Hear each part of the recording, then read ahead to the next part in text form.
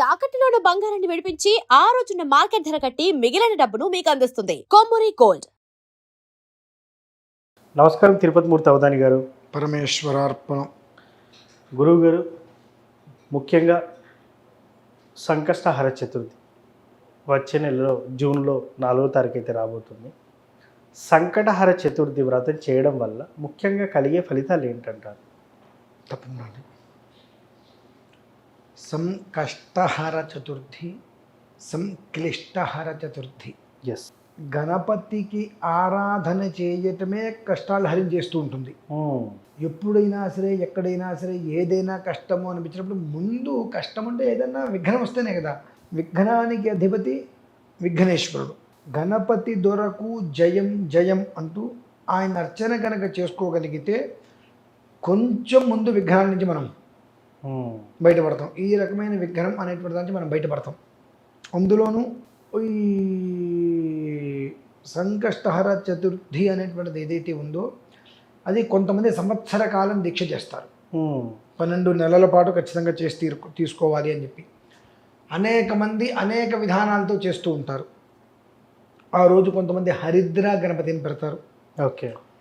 కొంతమంది గణపతి బొమ్మను పెడుతూ ఉంటారు. హరిద్ర గణపతికి అర్చన చేసి మళ్ళీ ఒక బొమ్మ పెట్టి అర్చన చేస్తూ సంకష్టహర చవితి అర్చన రకరకాలుగా చేస్తూ ఉంటారు. కొంతమంది ఆలయాలలో కూడా ఆ రోజునాడు గణపతికి విశేషంగా ఒకసారి వెన్నతో అలంకారం చేస్తారు, పసుపుతో అలంకారం చేస్తారు, కుంకుమతో అలంకారం చేస్తారు, రకరకాలుగా గంధంతో అలంకారం చేస్తూ ఉంటారు. ఇది స్వతసిద్ధంగా జరుగుతూ ఉంటుంది. కష్టాన్ని హరించేటువంటిది కనుక కష్టహర చవితి అయింది. ఆ చవితి రోజు నాడు మీరు ఏదైనా చేయండి కాక ముందుగా గణపతి ఏదైతే చేశాడో అది చేసి తర్వాత మీరు గణపతి ఆరాధన చేసుకోండి. ఓకే. గణపతి ఏం చేశాడు? ఎవరైతే మొత్తం ప్రపంచం చుట్టూ తిరిగి వస్తారో వాళ్ళకి ఆధిపత్యం ఇస్తాను అని అంటే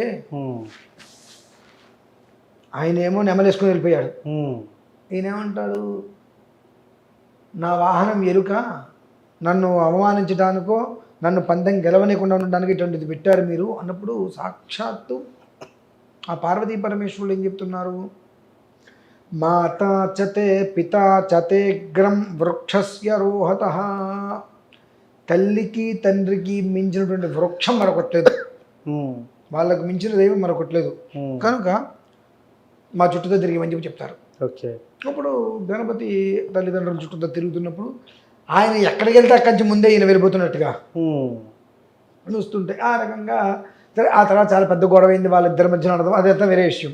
ఇలా ప్రధానంగా మనకు ఏదైనా కష్టం నుంచి హరించి బయటికి రావాలంటే గణపతి యొక్క ఆరాధన మనం చేసుకుంటే బయటికి వస్తాము అని తెలిసినప్పుడు ముందుగా తల్లికి తండ్రికి పాద నమస్కారం చేసి పాద ప్రక్షాళన చేసుకొని పాద పూజ చేసి వారి దగ్గర ఆశీర్వచనం తీసుకొని, తల్లిదండ్రులు లేరు, అన్నయ్య వదిన ఇక లేరు అనుకుందాం, వాళ్ళు కూడా అత్తగారు మామగారు ఇలా ఎవరో ఒకరు ఉంటారు, వీళ్ళకన్నా పెద్ద వీళ్ళ శ్రేయస్కోరే ఉంటారు.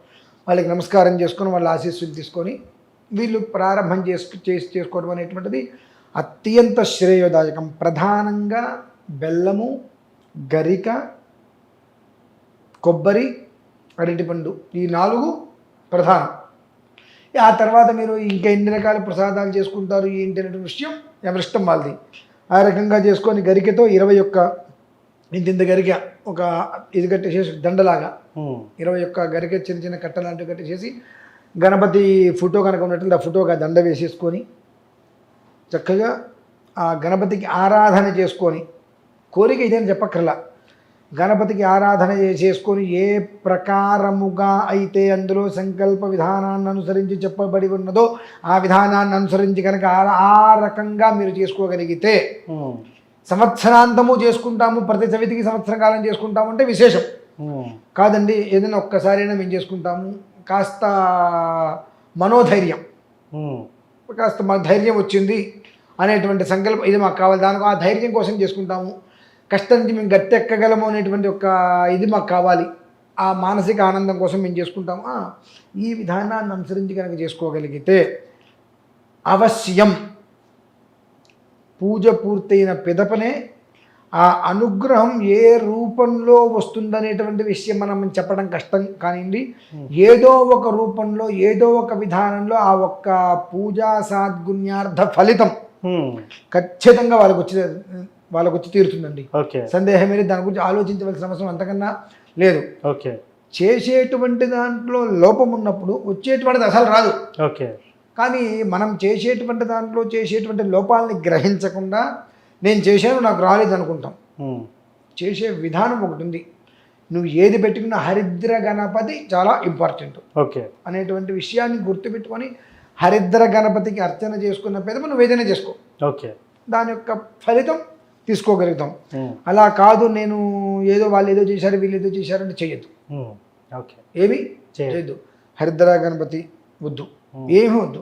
ఆయనకు ఒక నమస్కారం, తల్లిదండ్రులు ఫోటోల దగ్గరికి వెళ్ళి వాళ్ళు ఉంటే కనుక వాళ్ళకి నమస్కారం, వాళ్ళు లేరు ఆ ఫోటోకి నమస్కారం చేసుకొని నన్ను ముందుకు నడిపించయ్యా, నేను చేద్దాం అనుకుంటున్నా, నేను చేద్దాం అనుకునే విధానం కాదంటున్నారు. ఇప్పుడు ఏదో ఒకటి చేస్తే అది ఏమవుతుందో తెలియదు కాబట్టి నేను నమస్కారం చేస్తున్నా.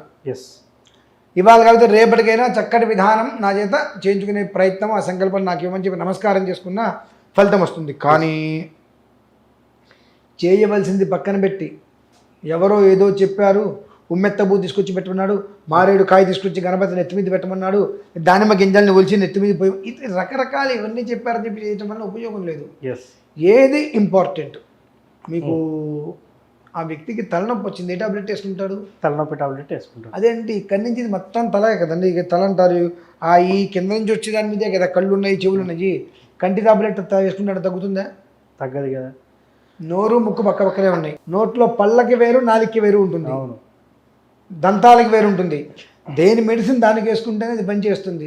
కానీ ఏది పడితే అది వేసుకుంటానంటే ఆ రియాక్షన్ ఇవ్వటం మొదలు పెడితే మందు ఇంతే ఇస్తుంది, మంత్రం ఇంత ఇస్తుంది రియాక్షన్. కాబట్టి అనవసరమైన విషయాల జోలికి వెళ్లకుండా ఎంతవరకు ధర్మయుక్తంగా మనం చేయగలుగుతాం అంతవరకు చేయటం, లేదా ఎవరైనా చేస్తుంటే వెళ్ళి నమస్కారం చేసుకోవడం, లేదు ఇంట్లోనే నమస్కారం చేసుకోవడం, తల్లిదండ్రులకి నమస్కారం చేసుకొని వాళ్ళని సేవ చేసుకోవడం శ్రేయదాయకం. సో మొత్తానికి సంకటహర చతుర్థి రోజు ఏం చేయాలి అనేది చాలా చక్కగా నీట్గా వివరించారు గురువు గారు. ధన్యవాదాలు. పరమేశ్వరార్పణ.